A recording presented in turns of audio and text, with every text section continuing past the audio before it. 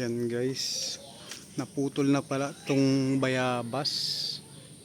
Kagabi yata to. Ngayon ko lang napansin. Ano?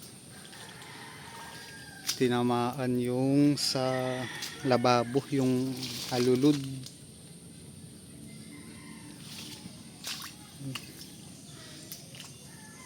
Buti dito sa palayo sa bahay ang bagsak.